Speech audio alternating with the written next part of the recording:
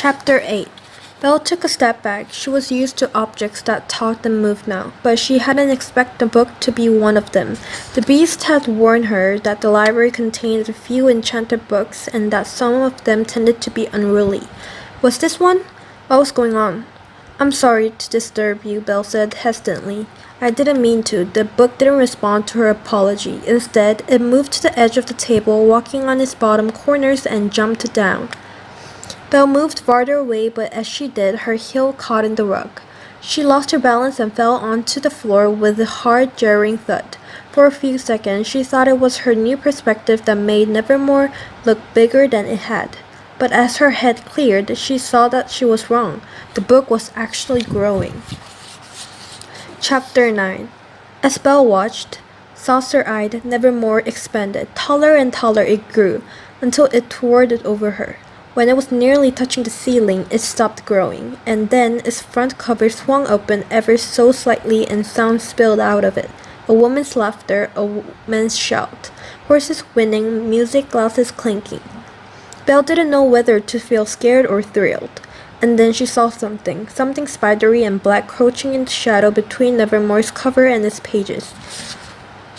It darted out of the book and crawled up a wall. Another screwed up the side of the desk, a third jumped onto the bookshelf. Belle, still sitting on the floor, skulked backward away from the creatures. What are they? She wondered wearily. Bugs? Mice? The cover opened wider, more of the creatures crawled out. Belle scrambled to her feet, ready to stamp them away if they came close. But then one did, and Belle's weariness turned to wonder as she was what it was. Not an insect or a rodent, but a word. She knelt down and put her hand on the floor, palm up. Eager jumped onto it. Oath ran over her toes. Certain chased dubious around the room. Precious and exquisite shoved each other. The room was filling up with words. They spilled out of the book like water tumbling down a steep. They curled around her ankles and tugged onto the hem of her skirt. Belle put Eager down. As she did, Nevermore cover creaked all the way open.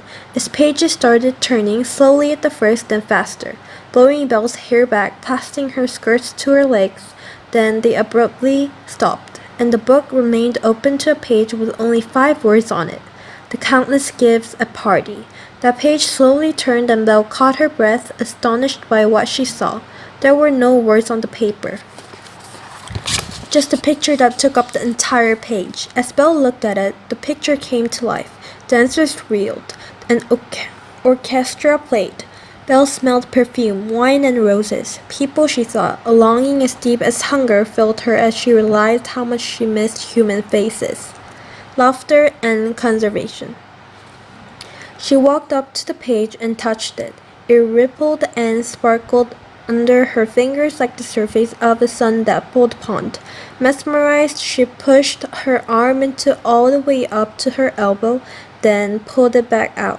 Droplets of silvery light clung to her skin like melted candle wax, then hardened into the air.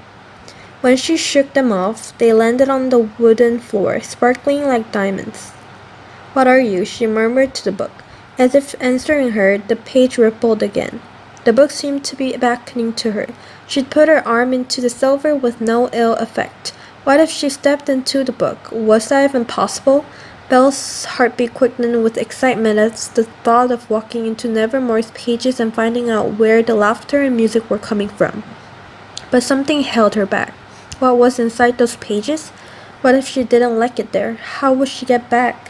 She remembered what the beast has told her about the enchanted books.